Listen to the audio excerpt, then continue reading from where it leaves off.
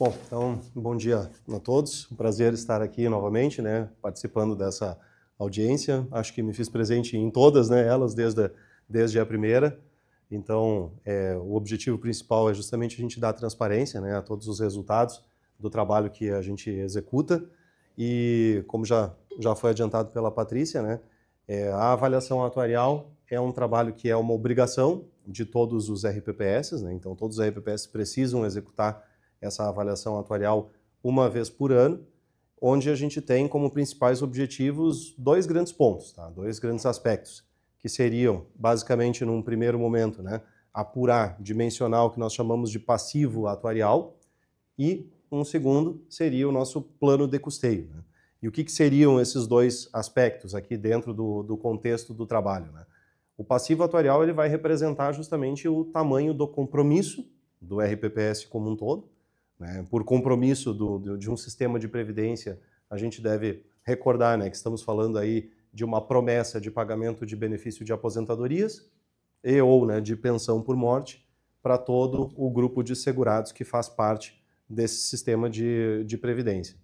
Então, qual é o valor, né, que um sistema de previdência precisa ter guardado em caixa, né, para honrar com essa promessa de pagamento de benefício para todo o grupo de segurados ativos que um dia vai se aposentar, para todos os já aposentados e para os já pensionistas.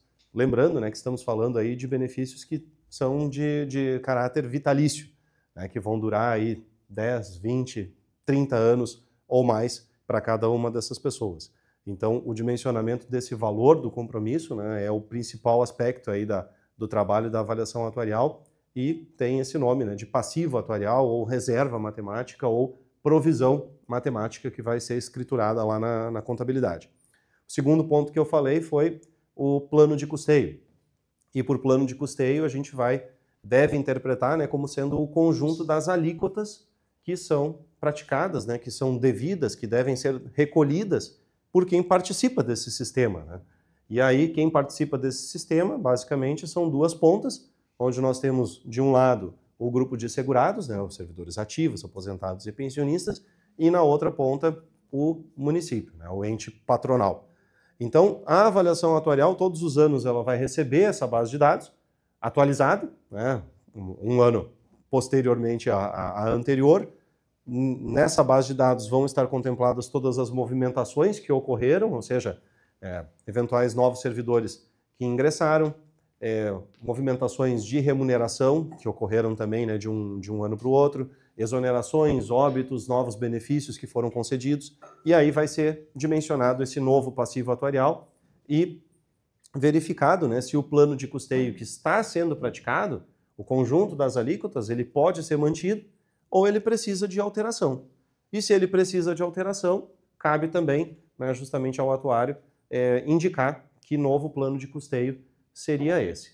Tá? Então, em resumo, né, o conceito da avaliação atuarial é esse, né, os principais objetivos desse trabalho são esses. Naturalmente, né, a gente poderia praticamente ficar um dia inteiro falando sobre os detalhamentos, né, desse trabalho, formulações, etc., tudo aquilo que permeia, né, que está na entranha aí do trabalho da avaliação atuarial, mas o objetivo aqui é justamente dar transparência aos grandes números, aos principais resultados da avaliação como um todo. Tá?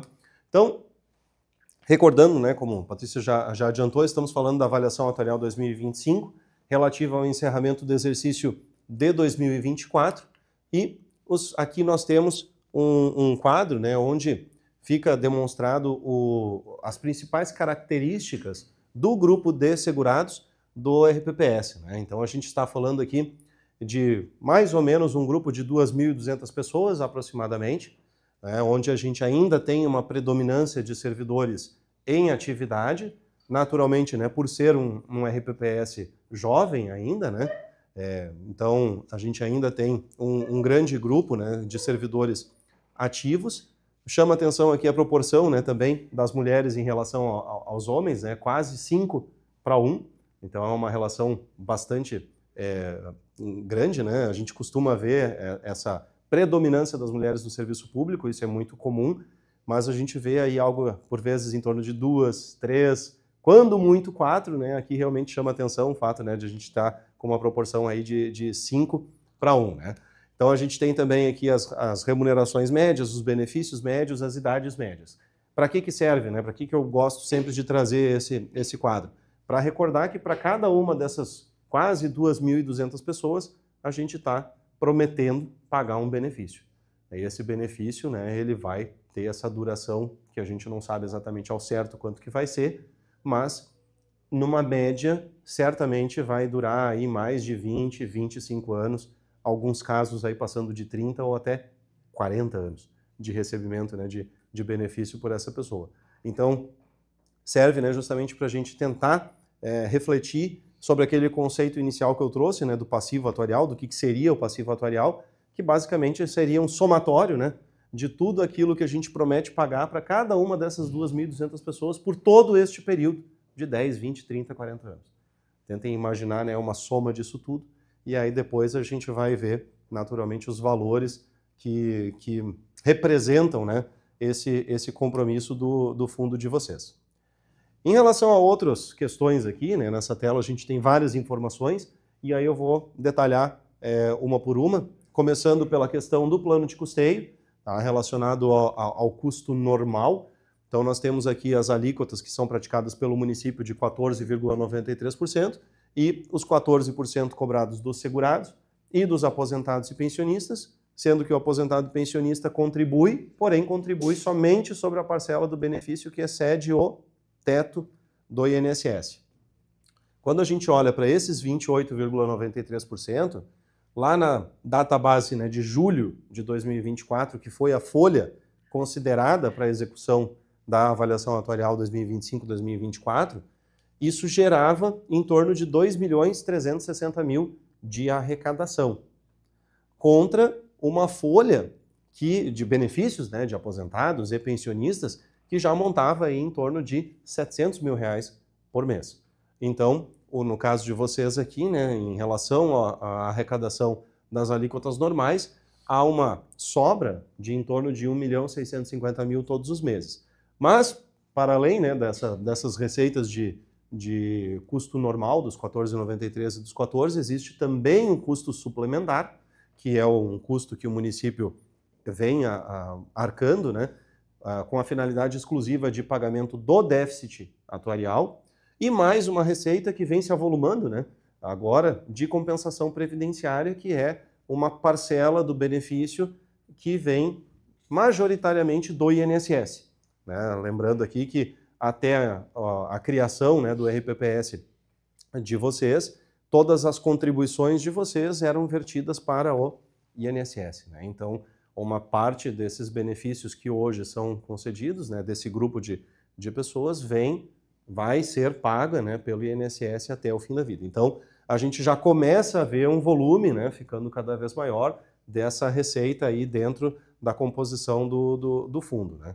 Então, somando todas essas receitas, chegava em algo relativamente próximo aí a 3 milhões por mês. Ou seja, comparando com a folha, existe aí o que eu tenho chamado, né, de um problema bom todos os meses, né, que é uma sobra de 2,3 milhões, mais ou menos, que se tem que definir, né, para onde que vai se aplicar esses recursos. Né? Então, essa ainda é uma situação financeira que eu devo ter falado em outras apresentações, né, uma lua de mel ainda financeira, né? Ou seja, a gente ainda tem uma sobra bastante substancial frente às nossas despesas, o que não vai durar para sempre.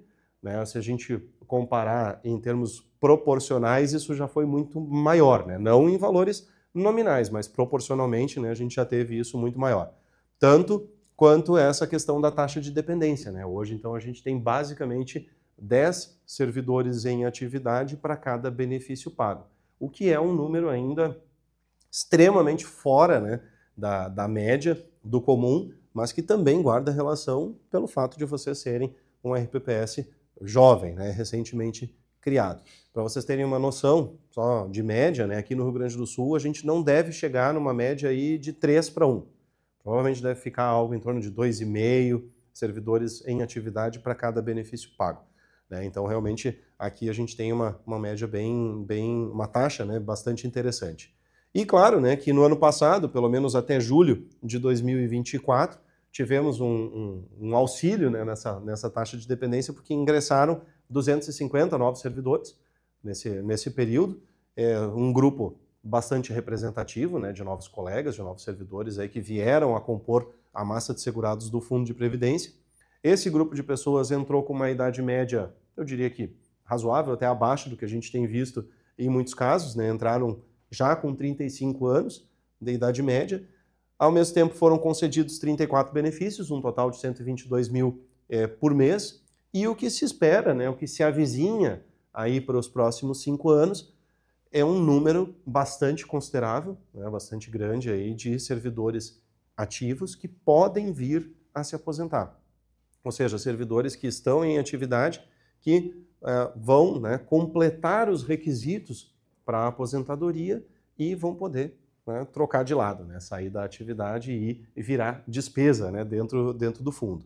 Então, vejam, trata-se de um grupo, né, representativo em quantidade, que já tinha 58 anos de idade média, ou seja, já é uma idade média de fato próxima, né, da aposentadoria, mas que também tem uma representatividade em termos de valor, né, ou seja, são 2.340.000 por mês a título de remuneração, que em grande parte, né, uma vez concedido o benefício, vai virar despesa, vai virar folha, né? Então percebam, né, que se a gente fizer simplesmente uma soma, né, desses valores aqui, a gente praticamente iguala, né, receita e despesa. Então, como eu falei antes, né, a tendência é de que essa lua de mel financeira ela vá se reduzindo, né, e vá chegar em proporções mais próximas. Mas tudo isso está dentro do script, né, tudo isso é esperado. Enfim, então aqui é só alguns números para a gente poder analisar, para vocês, né, terem conhecimento aí de outras questões, principalmente financeiras, do RPPS. E aí chegamos na segunda parte, né, que é justamente a análise do resultado atuarial.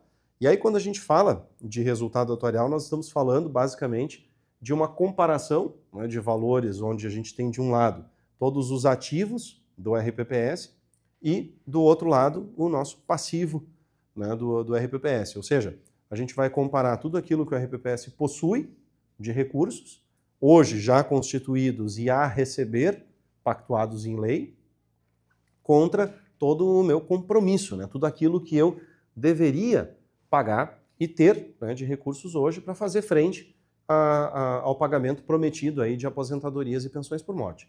A diferença entre esses dois valores vai nos dar exatamente o que nós chamamos de resultado atuarial.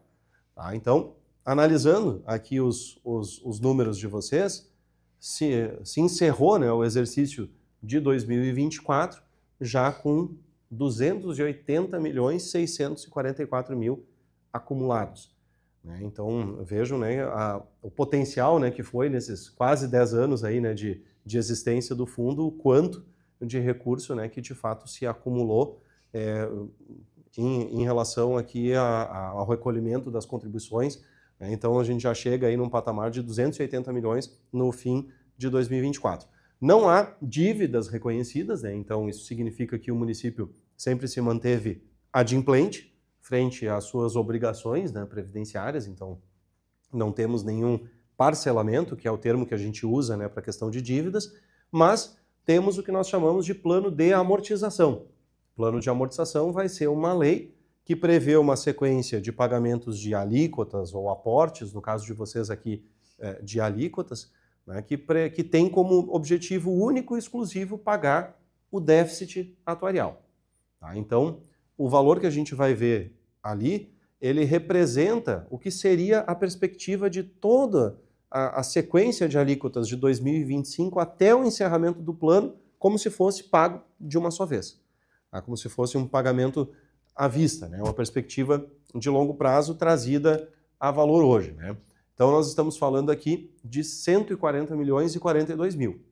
Tá? Então, isso daqui é um valor que nós não temos ainda hoje, né? Mas que, mantida essa norma e mantida a adimplência do governo até o seu encerramento, é o valor que se espera receber a título desse plano de amortização.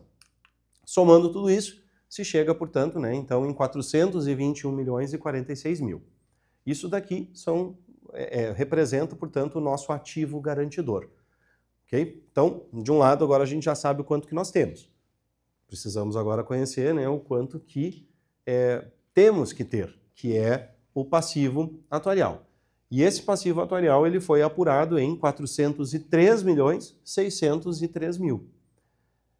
O passivo atuarial, a reserva matemática ou provisão matemática, né, ele vai representar o quê? Uma formulação, decompondo, né, a formulação da forma mais simples possível, basicamente é uma projeção de tudo aquilo que a gente tem a pagar, todos os benefícios futuros, né, projetados para os servidores ativos, aposentados e pensionistas, deduzidos de tudo aquilo que a gente tem para receber das alíquotas normais, os 14,93 do município, os 14 dos servidores, e a compensação previdenciária. Ou seja, eu projeto tudo que eu tenho a pagar, menos tudo aquilo que eu tenho a receber de contribuição. Esta diferença eu deveria ter, portanto, em caixa, recurso financeiro, para que a gente feche, né, essa conta de projeções como um todo.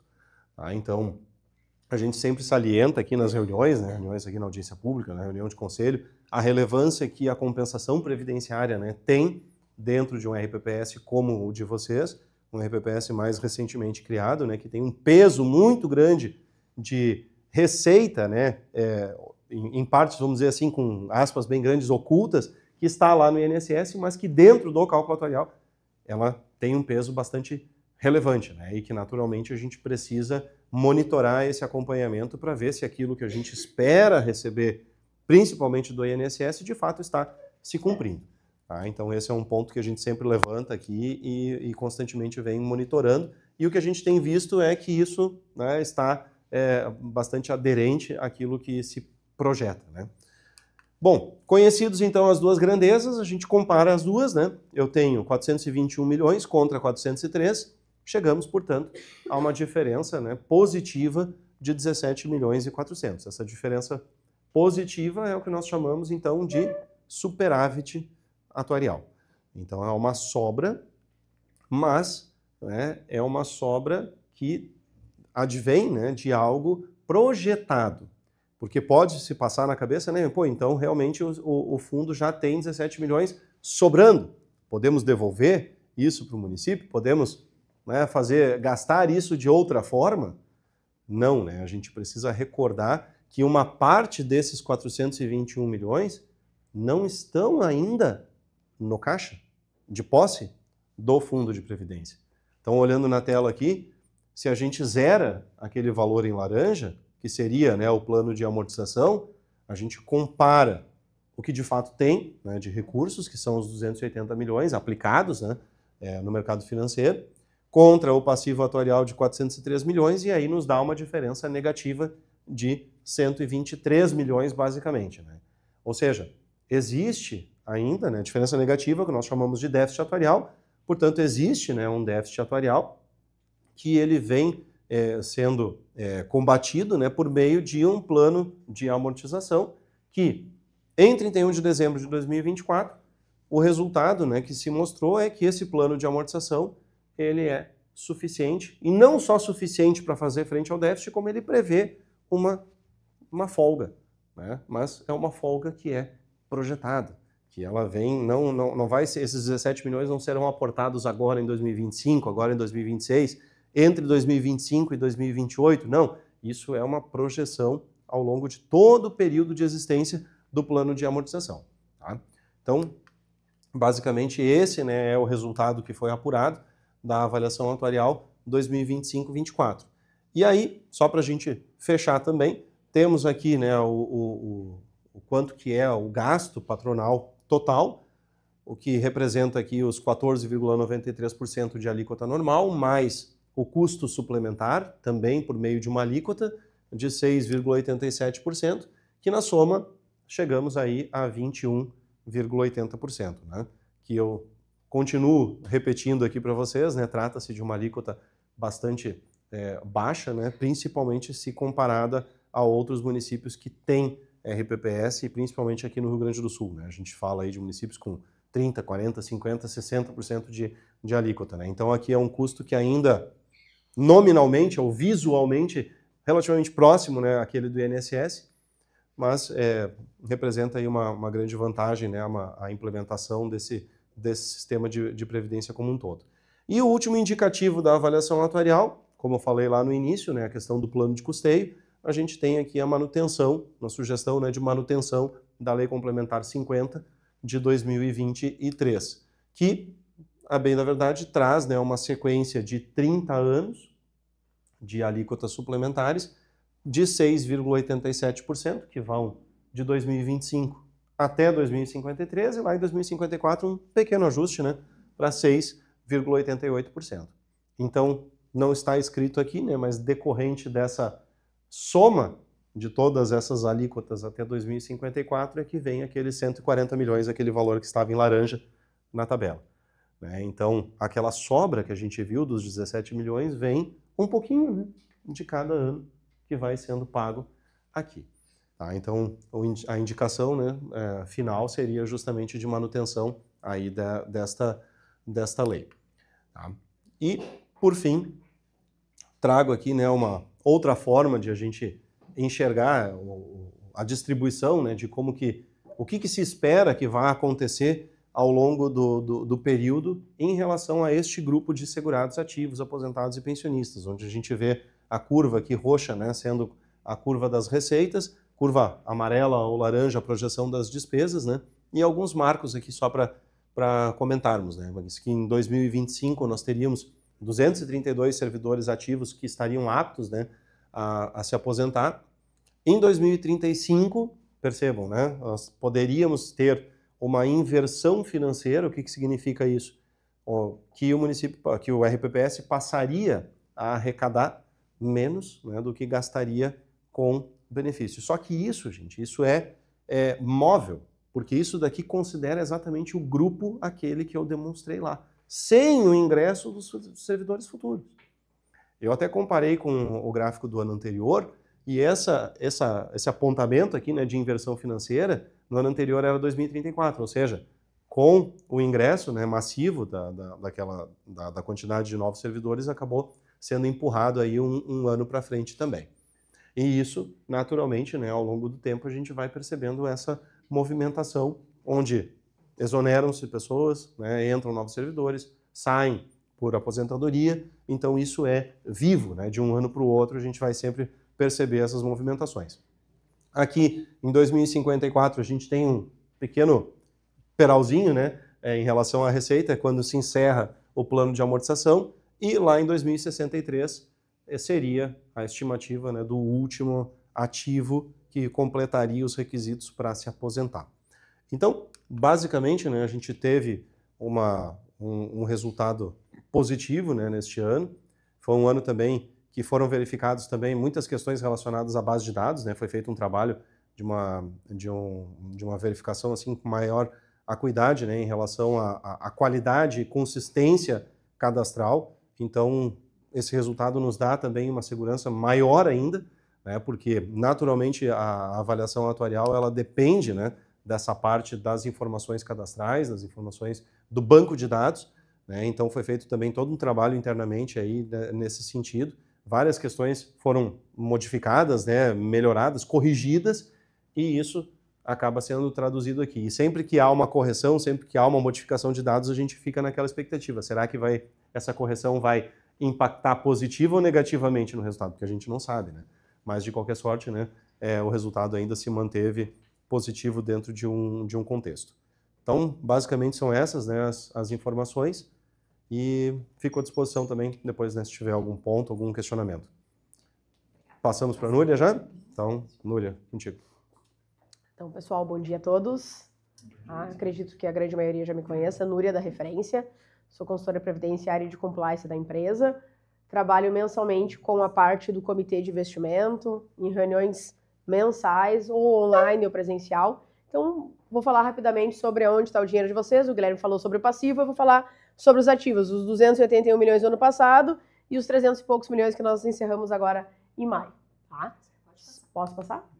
Aí, perfeito.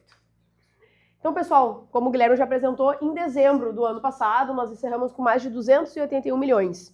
Tá? Distribuído no plano previdenciário, 280 milhões.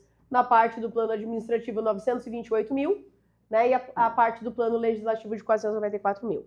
A parte do plano administrativo é a taxa de administração de vocês, é a da gestão, tá? Então, 281 milhões aplicado no mercado financeiro, né? Conforme o Guilherme já falou, seguindo a resolução, tá? Nós não podemos lá sacar esse valor é ativo financeiro para contribuição do cálculo atuarial. Como é que ficou distribuído esses 281 milhões? Instituições do Banrisul, 37 milhões, tá? Na Caixa, mais de 34 milhões, Sicredi, também 34 milhões, Tesouro Direto. No ano passado, nós fizemos o estudo da LM, né, onde o João, meu colega, apresentou para vocês. Esse estudo da LM permitiu que nós comprássemos títulos públicos diretos no Tesouro. O que foi marcado na curva foi uma ótima escolha de vocês, né? Esse dinheiro, esses 138 milhões, está no Tesouro, mas está custodiado pelo Banco do Brasil. Então, aqui, o Banco do Brasil, em aplicações, em fundos de investimento, fechou com 37 milhões, mas esses 138, que se diz Tesouro, também está no Banco do Brasil custodiado, mas não em fundos, em Tesouro Direto, dívida pública, tá, pessoal? Nós, aqui, 48% em DI, atrelada à taxa Selic voltou a subir em maio do ano passado, foi a última queda, em maio a última queda, em setembro voltou a subir. Então, todos os analistas do mercado financeiro, nós estávamos esperando que uma queda para 9%, e a Selic, ela volta a subir. E aí, o estudo da LM se faz necessário justamente para nós marcarmos na curva, garantir a meta futura. Ano passado, vou mostrar para vocês, não vem a meta, mas vem o objetivo de marcar a mercado justamente porque DI bateu meta ano passado, este ano vai atingir meta, mas ano que vem provavelmente não, porque a Selic vai cair. E ela não vai atingir a nossa taxa parâmetro e a nossa meta, tá? Então, aqui teve risco, pessoal, somente exterior, 0,20. Então, ano passado, nós encerramos mais de 95% da carteira em títulos de proteção, tá? Sem risco. Vale lembrar, estratégia, participação, reuniões, isso faz a diferença, tá? O mercado, ele é muito dinâmico, nós não estamos aqui para realocar mensalmente as aplicações, mas determinar qual é a melhor aplicação do mês e traçar algumas estratégias. Então, reuniões foram fundamentais para nós conseguirmos um resultado de mais de 20 milhões, quase 21 milhões, bateu na trave. 20 milhões 984 mil, tá? Nós batemos 8,48, claro que a nossa meta foi 10,16. IPCA está na lei do fundo, né, na criação, e a taxa parâmetro sempre é aquela taxa do cálculo, mais com um bônus, sempre sai uma portaria determinando a taxa. É determinada por quem? Pelo comitê e aprovada pelo conselho. Tá? Então, ano passado, Núria, quase 21 milhões. Vocês percebem a evolução patrimonial. Em 31 de janeiro, nós tínhamos 235 milhões e encerramos com 281. Desta evolução, quase 21 milhões é investimento. Importante, vocês encerram com 8,48 e a rentabilidade média do país foi 6,88. Tivemos clientes de 2,40 e clientes, né, chegando a 10% que fizeram o estudo um pouco antes de vocês, conseguiram um pouco mais de rentabilidade. E tivemos a RPPS, não aqui no Rio Grande do Sul, mas tivemos a RPPS menos 1%. Então, veja, vocês encerraram com 8,48. Teve a RPPS que andou para trás, não teve evolução patrimonial e não teve rendimento. Tá? Foi um ano bem complicado. Resumindo, tensões geopolíticas marcaram o nosso ano, eleições americanas, um pacote fiscal não é uma crítica política, uma crítica econômica, o pacote fiscal de redução de gastos foi muito fraco no olhar econômico, no olhar do investidor. A Selic, ela volta a subir, a projeção era 9, encerrou em 12,25. A questão da queda de desemprego foi favorável, ótimo. PIB positivo, ótimo, tudo certo, a retrospectiva nisso foi bom. O dólar bateu 6,30, isso foi péssimo. Dólar alto, inflação mais alta. A inflação não ficou no centro da meta, que era 4,5, fechou em 4,83. Isso tudo o RPPS sentiu. Se nós não tivéssemos protegido em DI, a carteira não teria tido quase 21 milhões de rentabilidade. Tá? Chegamos em 2025, maio nós batemos 311 milhões, e aí com a meta, né, o Éder mandou os extratos, nós batemos ali quase 312 já, né? Isso foi maravilhoso, maio, então batemos 311 milhões.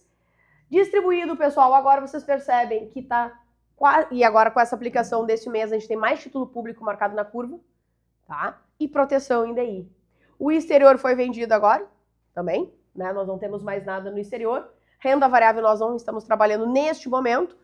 Pode ser que semana que vem a gente possa na gestão ativa, mas o nosso objetivo é proteção, porque a Selic ela está em 14,75, ela atinge o nosso objetivo final. Qual é o nosso objetivo final? Vou colocar aqui. IPCA mais 5,31. IPCA mais 5,31 vai dar na casa de 11%, 11,5%, talvez, capitalizando ele. E quanto que o DI vai dar para nós? A Selic 14,75, fonte IBGE, o DI vai dar 13,30, 13,40 líquido. É o que eu preciso.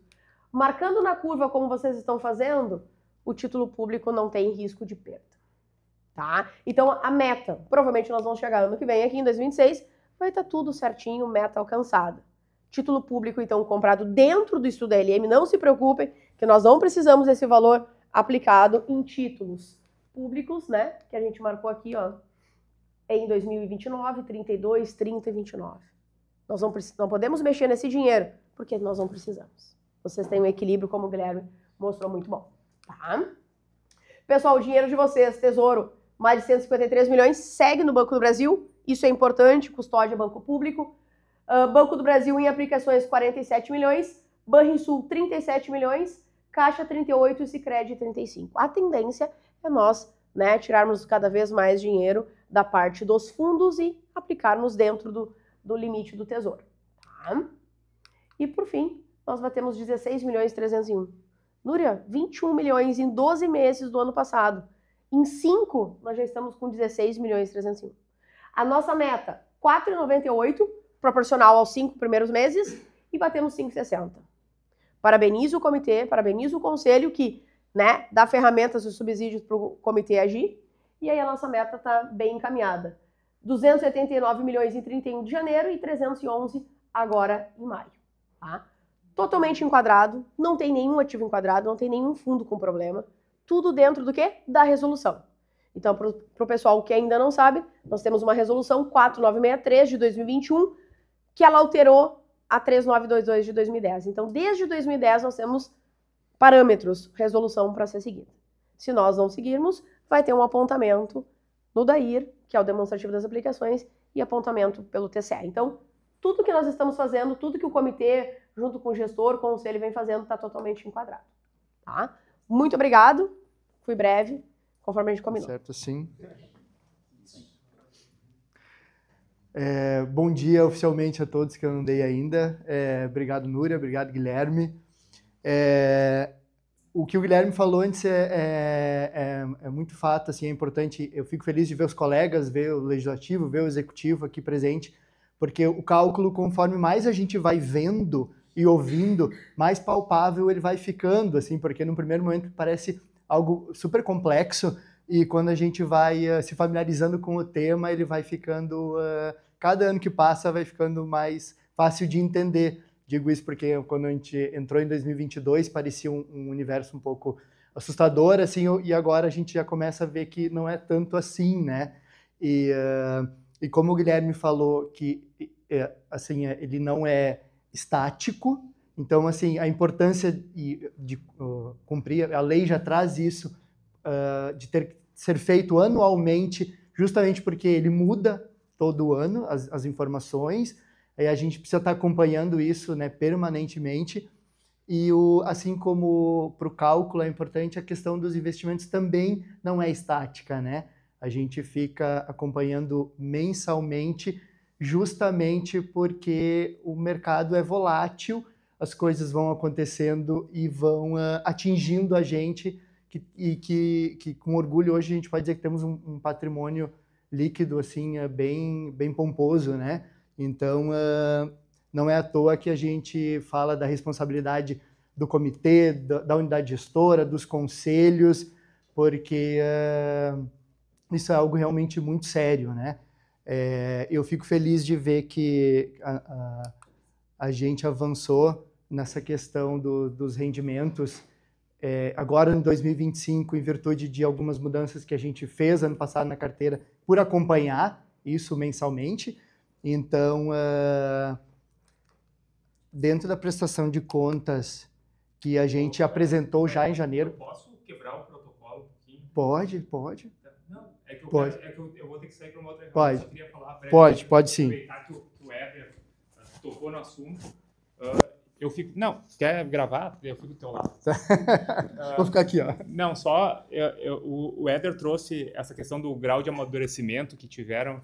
Quando nós entramos aqui em 2017, nós tínhamos um fundo recente, né, de 2016. Muitas dúvidas, talvez, sem criticar, mas o processo de criação do fundo, ele talvez devesse ter sido precedido de melhores discussões e avaliações. Mas eu fico feliz que agora, 9 anos depois, né, o fundo vai completar 10 anos no ano que vem, a gente vê um grau de amadurecimento da equipe e dos servidores que fazem a gestão, direto ou indiretamente. Um grau, eu agradeço a presença aqui do vereador Vavá, do Mano, né? O Vavá já estava na legislatura anterior, o Mano está entrando agora. Às vezes são coisas bem complexas, né, Guilherme, que é complicado de entender, mas aqui a gente está falando de duas coisas fundamentais, que é a aposentadoria de vocês servidores, que é fundamental que vocês tenham a segurança e a garantia que lá na frente o fundo vai ter segurança, mas nós estamos falando também de contas públicas, porque nós termos um fundo bem gerido e em equilíbrio, ele é fundamental também para toda a comunidade Lajeado de a gente conseguir ter um orçamento equilibrado e daqui a pouco ter a alíquota complementar mais a alíquota normal próxima ao INSS, né? Que esse, de certa forma, é o objetivo. E felizmente a gente vê nos últimos anos isso acontecendo. Vocês às vezes não sabem, mas as pessoas nos perguntam na rua, o município criou o fundo de previdência e agora nós vamos ser um pepino, porque eles têm as referências de outros municípios que infelizmente lá atrás talvez criaram também o fundo no momento que não... Vamos lá, quem criou antes de 98, lá teve município que passou 10 anos sem contribuir tanto para o INSS como para o fundo. Então eles têm essas referências e eu sempre digo, não se preocupem que Lajeado nós temos um fundo bem gerido, nós temos também um executivo que cumpridor do nosso papel, né? A gente acompanha, a gente cobra. E eu vou ter que sair para uma reunião, mas eu vou deixar uma pergunta já para o Guilherme Walter depois, se ele puder responder, porque também é meu papel trazer alguns questionamentos. E eu queria que depois ele respondesse quando o executivo, em negociação com os sindicatos, toma uma decisão de dar um reajuste acima da inflação, quais os impactos disso, né? Como tu bem colocaste, existem premissas que a gente considera no cálculo, quais os impactos disso na sustentabilidade do fundo, porque é fundamental que a gente entenda isso, que o fundo ele tem lá nas premissas uma estimativa de crescimento real, salarial, que é o triênio, né, os 5% do triênio, tem mais alguma questão, mas quando a gente dá um reajuste acima da inflação, ele gera um impacto, e por isso também que na discussão do reajuste é importante a gente ter a compreensão, até uma obrigatoriedade legal, do impacto, porque isso vai gerar impacto futuro, seja para a sustentabilidade do fundo, seja daqui a pouco para as contas públicas do município. Então eu deixo essa provocação, não poderia deixar de vir aqui e fazer essa provocação, mas é importante que todos nós tenhamos esse entendimento para a gente continuar assim, né? Então parabéns a todos vocês que estão aqui acompanhando e que se envolveram nesse processo. Esse resultado ele é reflexo de cada um de vocês e nós temos o desafio e a missão de cada vez mostrar para os mais de 2.000 servidores a importância de acompanhar e, na medida possível, de participar ativamente. Em paralelo, nós temos a missão também eu reforço que a presença do Legislativo, de a gente entender e levar a importância de a gente manter o fundo e também que as decisões, muitas vezes, que nós tomamos lá, às vezes concedendo benefício, concedendo alguma coisa, ela vai gerar reflexo na aposentadoria futura e pode gerar um desequilíbrio econômico e financeiro do município. Então, eu quebrei o protocolo, mas me sentia no direito e agora ainda mais. Perfeito. Obrigado, Guilherme. É legal aproveitar o gancho até que o nosso vice-prefeito deixou, que quando a gente fala do RPPS, é importante lembrar que a gente sempre busca o equilíbrio, né? Por que eu falo isso? Porque ano passado, por exemplo, na nossa rentabilidade, que a Núria já falou, inclusive, todo ano a gente ganha uma missão, né? Que é assim, qual vai ser a nossa meta atuarial? No passado nós tínhamos que era o IPCA mais 5,08, né? Esse ano é IPCA mais 5,31. Às vezes acaba sendo uma missão um pouco inglória, porque a gente tem que, num curto prazo, atingir uma meta, sendo que os nossos objetivos enquanto RPPS são sempre a longo prazo. Então a gente tem que estar sempre nessa balança, nesse equilíbrio, nessa briga de, num curto prazo, bater uma meta que depende de tantas variáveis que no ano passado, por exemplo, a gente começou o ano com uma expectativa que era redução de juros, a gente foi realocando em pousos suaves, até assim, a gente não fez uma realocação abrupta, o que nos favoreceu, então a gente foi fazendo uma realocação em pousos suaves para outros fundos, sendo que o mercado, a partir de abril e maio, ele mudou completamente o cenário. Então a gente teve que, a partir disso, e mensalmente analisando e acompanhando o mercado, tendo que, vamos ter que mudar a rota.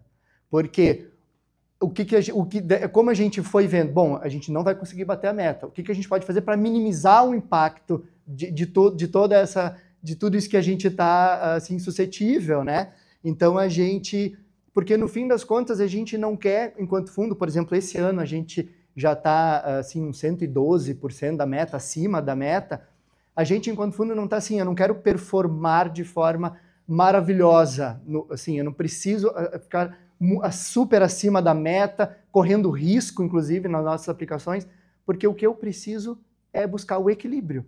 E o nosso equilíbrio, ele é feito todo ano, daí a importância de fazer a avaliação atuarial, porque daí a gente, o percentual de equilíbrio, a gente define todo ano e busca isso, né? E quando a gente vê que não vai atingir, a gente tenta minimizar o impacto, porque a gente não tem uma bola de cristal. Se a gente tivesse uma bola de cristal lá no início do ano, a gente saberia que a gente não deveria sair dos nossos DIs porque eles iriam bater meta no final do ano.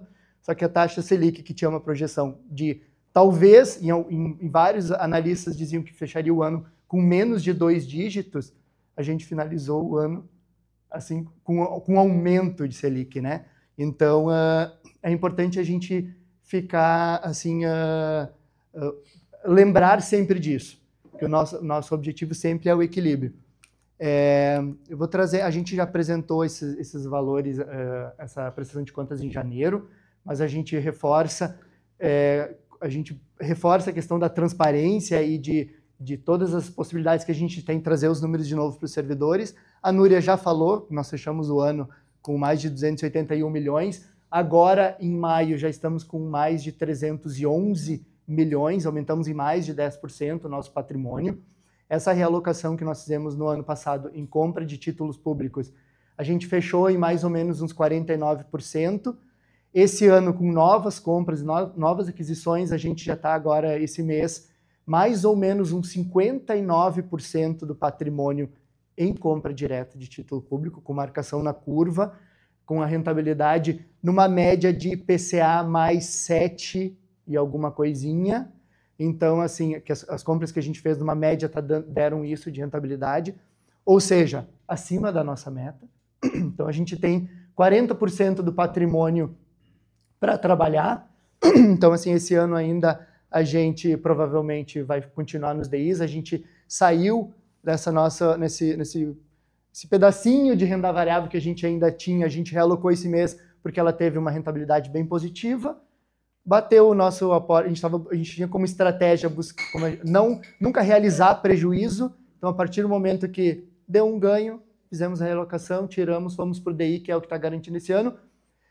A gente deixa uma situação um pouco mais favorável para a próxima unidade gestora, nessa questão dos investimentos, fica um pouco mais tranquilo, vai poder ficar com mais calma na hora da transição, de analisar os investimentos dos novos aportes, inclusive. Mas, ou seja, hoje a gente tem 100% dos nossos investimentos em renda fixa. Então, assim, 60% em TP e os outros 40% estão em DI, tá?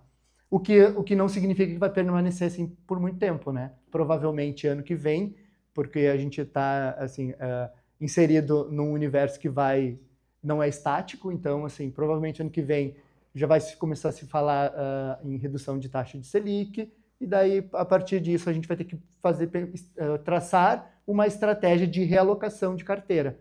Mas enquanto a gente está podendo surfar na onda de compra de título público com marcação na curva até o nosso limite do estudo que a gente fez, que no ano passado, que é assim, a gente poderia engessar até 70% do nosso PL, ou seja, a gente tem uma boa margem para engessar, já fizemos quase tudo, temos ainda uma brechinha para aproveitar alguma boa oportunidade que tem, a gente vai fazer ainda esse ano.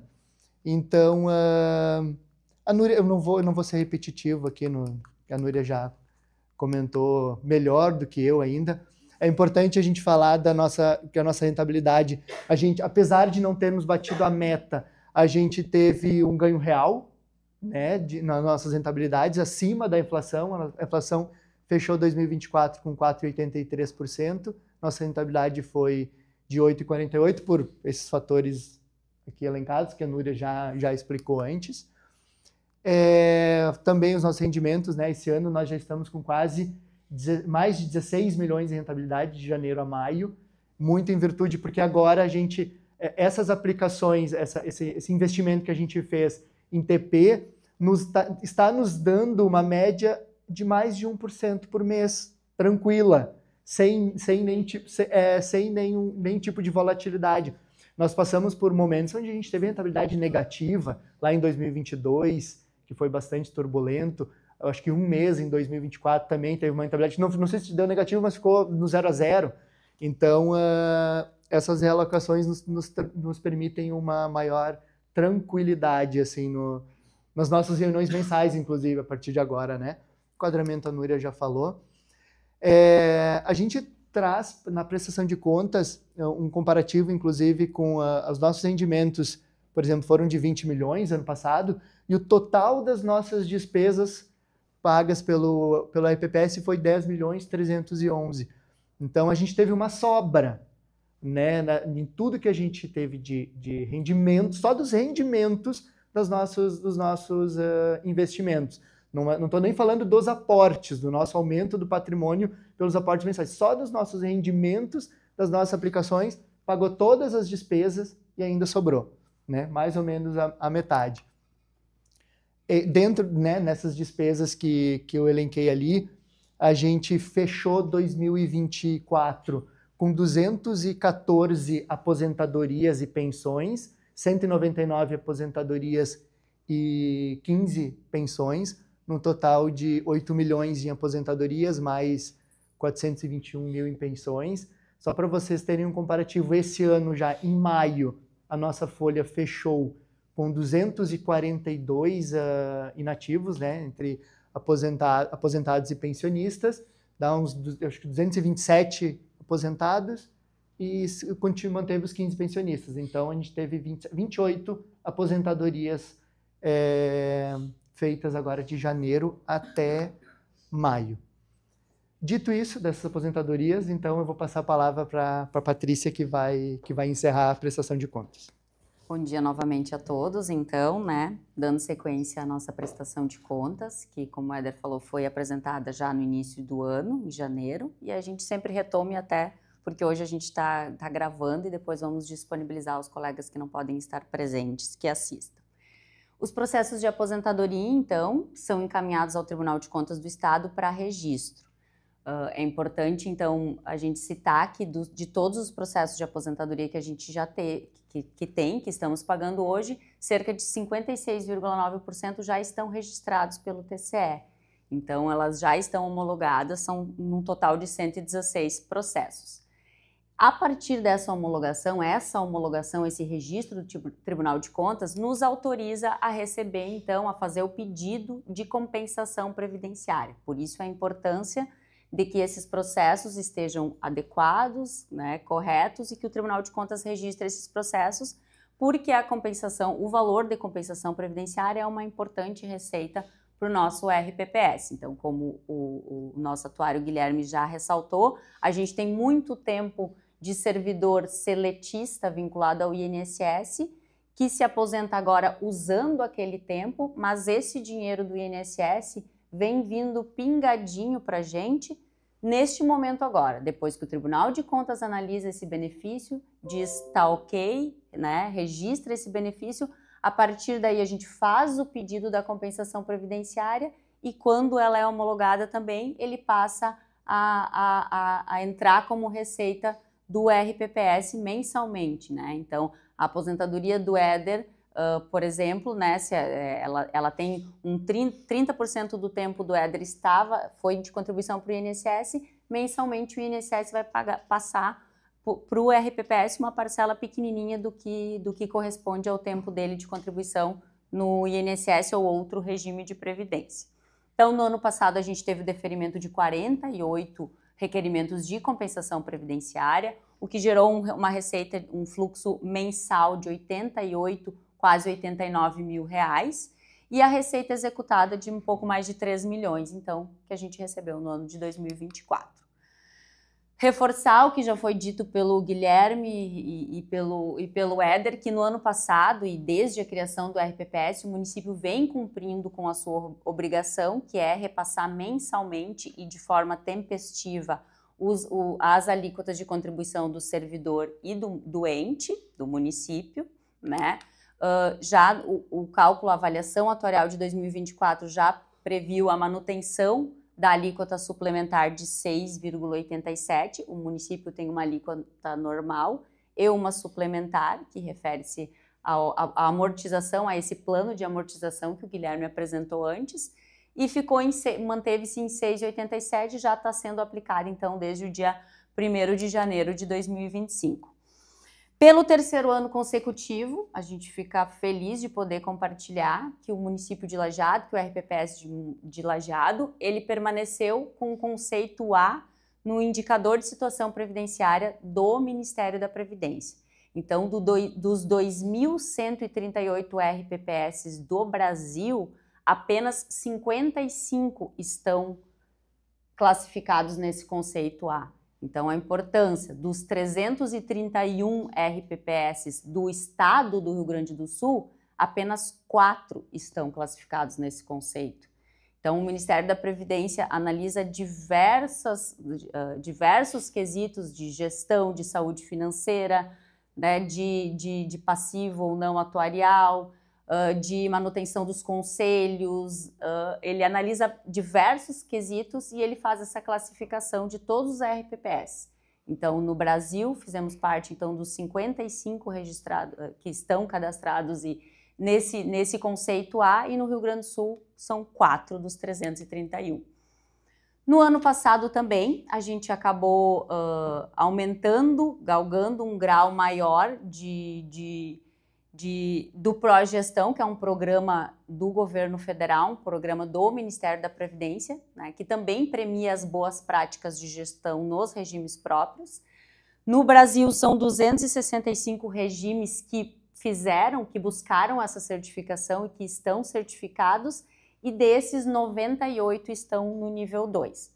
A gente já tinha buscado o nível 1, já estávamos certificados no nível 1 deste programa, e no ano passado, então, galgamos esse nível 2 e estamos certificados. Também, esse programa, ele acaba avaliando e premiando também boas práticas de gestão, saúde financeira, governança corporativa. Então, a gente teve auditoria durante 2 dias, fomos auditados, né, por um auditor cadastrado, registrado, autorizado pelo Ministério da Previdência, e então alcançamos essa nova classificação.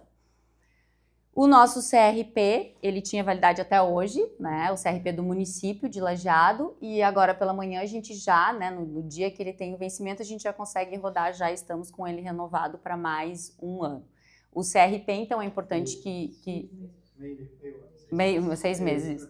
O CRP é importante que a gente tenha ele sempre com validade, porque é o CRP que autoriza o município a fazer convênios, a receber recursos da União. Então, se o CRP não estiver vigente, não estiver válido, o município pode ter algumas intercorrências não muito positivas. Por fim, falar da nossa gestão, então nós temos a manutenção de 100% da diretoria da unidade gestora do RPPS certificada profissionalmente, também é uma certificação do Ministério da Previdência. Desde o ano de 2020 foi publicada uma portaria, né, dizendo que então quem trabalha com o RPPS, seja na gestão ou seja nos conselhos, no comitê de investimentos, ele deve realizar uma prova e se certificar. 2022, então, que começaram essas certificações, e o RPPS do município de Lajeado, então, já tem a totalidade da unidade gestora certificado profissionalmente. o Comitê de Investimentos também, e os demais conselhos de administração fiscal têm a maioria dos conselheiros. Então, os nossos colegas, eles têm qualificação, responsabilidade, comprometimento, a gente fica muito, muito feliz de poder falar, enquanto que a gente vê que muitos municípios acabam pedalando e não conseguindo o mínimo exigido, e a certificação profissional dos integrantes do RPPS já é um requisito do CRP. Então, a partir de julho agora vai começar a ser apontado os municípios que não têm, e a gente tem além do que seria o obrigatório, né? Que seria até menos, a gente tem mais. Então, agradecer realmente os conselheiros, os conselhos, os membros do comitê também, a gente tem alguns presentes aí, porque realmente é muito importante saber que os colegas que estão inseridos no RPPS, eles realmente sabem e conhecem da matéria. Vou finalizar também, vou quebrar o protocolo, então, e antes de passar para o Guilherme, para ele responder a pergunta, então a gente vai ter a possibilidade de ficar antes, no início também a gente tentou, né, como está sendo gravado, para poder disponibilizar para os colegas depois, e é a primeira vez que a gente está usando esse formato de gravação. Eu acabei passando direto a palavra para o Guilherme, mas agradecer imensamente a presença dos vereadores, né, dos conselheiros, dos secretários, da secretária de administração, que é a gestora também do RPPS, e eu quero só chamar aqui na frente a Annelise também, que ela normalmente não aparece muito, o Éder, por favor, só para dizer que a gente agora finaliza no dia 23 de junho a gestão formada por mim, pelo Éder, que é o diretor financeiro, e pela Annelise, que é a diretora previdenciária. Então, teremos uma nova gestão do nosso regime próprio de previdência. Eu estou desde o início, então, desde 2016, fui por dois outros mandatos diretora previdenciária, e fico feliz de poder apresentar sempre esse resultado positivo, reforçar que nós somos servidores de carreira, né? Somos servidores de carreira do município. O nosso RPPS, a nossa lei prevê que ele seja composto por servidores de carreira com nível superior em algumas áreas de conhecimento, então, né, acaba limitando a participação e já exige essa certificação, já exigia antes do comitê de investimentos, do gestor financeiro, que é tão importante quanto quem concede o benefício, é quem está ali, né, controlando e cuidando do nosso dinheiro, fazer os investimentos corretos e dentro do que a lei prevê e permite. Então, acho que a gente cumpre o nosso papel e agradece a presença de todos. Vou passar para o Guilherme Walter, então, se puder ficar gravada a resposta dele para o Guilherme, para o nosso vice-prefeito, Guilherme Tché, puder fazer, então, o esclarecimento e depois finaliza, então. Tá bom, Guilherme? Se mais alguém tiver um questionamento, depois a gente repassa.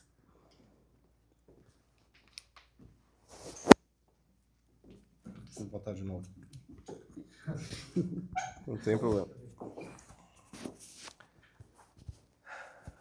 Bom, então, só recuperando, né, a pergunta, o questionamento que foi feito pelo vice-prefeito, né, em relação à questão de qual que seria o impacto de eventuais pedidos, né, de revisão de remuneração, em função de alguma reestruturação de carreira, algum dissídio que seja pleiteado e que é muito comum, né, no âmbito do serviço público, né? Anualmente sempre se tem esse debate, né, em relação ao sindicato, junto ao executivo, né, do que vai ser o dissídio, né? E o que é importante que seja compreendido dentro do contexto da avaliação atuarial. Como o próprio Guilherme comentou, dentro da avaliação atuarial a gente tem uma série de premissas, né, que são adotadas, e uma dessas premissas ela diz respeito à questão da evolução prevista da remuneração dos servidores em atividade e também da parte dos benefícios, né? E isso está muito ligado a um percentual que vem do plano de cargos e salários, das vantagens que estão previstas lá no plano de cargos e salários e estatuto. Geralmente algum anuênio, algum triênio, alguma letra, alguma questão de classe, enfim. tudo aquilo que eventualmente saia, fuja, né, dessa questão, vai gerar um impacto não previsto, né? Um impacto de que provavelmente, e aí entra vários dependes, né? Aí entram vários sis, né? Nós temos hoje, dentro do regime próprio, basicamente duas classes, vamos chamar assim, né, de servidores no aspecto de benefício de acesso ao benefício de previdência. Quem entrou até 2003 leva um benefício com a última remuneração, o último salário, a integralidade. Quem entrou de 2004 para frente recebe um benefício por média, né? E esse pessoal que entrou até 2013, ele carrega junto um outro benefício que é o da paridade. Ou seja, tudo aquilo que o servidor na ativa recebe, ele vai receber enquanto aposentado. Tá? Então, o que ocorre? Se, na eventualidade, né, de receber um dissídio, por exemplo, inflação mais 5% de ganho real, todo aquele grupo de servidores aposentados que carrega consigo um benefício da paridade, também vai receber no seu benefício esse 5% a mais. Justamente porque ele tem esse direito à paridade. Todos os servidores na atividade vão receber esses inflação mais 5%. Né? E aí vem o CIS. Né? Para aquele servidor que está há 1, 2 anos de se aposentar, já em abono de permanência, que entrou até 2003, esse 5% a mais ele vai receber e assim que se aposentar, vai ter contribuído muito pouco, né, sobre essa diferença e vai carregar isso para o resto da vida. Então, por sua vez, o servidor da média, o servidor mais jovem, ele vai poder ter um tempo de contribuição que, eventualmente, né, até se compense. Então, a gente não tem como afirmar taxativamente que sempre que se der, né, um dissídio a mais ou se revisar uma determinada classe, cargos, né, de servidores, a gente vai ter um impacto negativo no aspecto do passivo atuarial ou positivo. Depende, né? Depende de quem que vai ser atingido e é por isso que o próprio Guilherme adiantou, né, que se faz importante que antes de eventual concessão, e aí aproveitando também, né, a presença dos vereadores nesse sentido, é extremamente importante sempre que bater um projeto de lei nesse sentido na Casa Legislativa, que verifique, né, se esse projeto de lei ele veio acompanhado justamente do impacto atuarial. Porque a gente tem duas questões, né, duas frentes. Todo município, todo ente subnacional que tenha regime próprio de previdência, quando vai conceder alguma revisão, né, de plano de cargos e salários, vai ter um impacto orçamentário e financeiro imediato, mas vai ter algo que vai escorregar, né, na parte da previdência também. E isso somente pode ser medido por meio de um estudo atuarial. Tá? Então a gente não tem aqui uma resposta precisa, né, uma resposta exata, mas ela sim, né, é certo que vai ter um impacto, mas aí vai depender, né, justamente dessa questão aí dos cargos. Cortou? Mas também, eu acho que eu vou aproveitar aqui para falar, né, aproveitar a presença de vocês, eu acho que acabei não falando ali, mas é algo que para a gente é óbvio, né, Núria, mas vocês, servidores todos aí, estão muito bem representados, né, eu acho que o fundo de previdência de vocês, ele é novo, é um dos mais jovens, né, acho que um dos 10 mais jovens, acho que do estado, talvez, né, e é um dos modelos do Rio Grande do Sul, né. Então, fundos de previdência aí de muito mais tempo vêm aqui para Lajeado, né, para perguntar, para verificar o que está sendo feito aqui, que escutam falar, né, e não é à toa que vocês têm essas premiações, essa marca aí, né, de ter um ISPA, né, então realmente essa gestão eu acho que deixa um legado bastante importante, né, para vocês, mas o mais importante eu acho que é deixar um legado no sentido de que tudo está indo muito bem, né, e quem chegar aqui vai encontrar uma casa organizada, vai encontrar tudo com as melhores práticas dentro desse nosso sistema aí de RPPS do Brasil como um todo, né? Então, acho que parabenizar também, foi um grande prazer aí a gente trabalhar junto a vocês. Obrigada.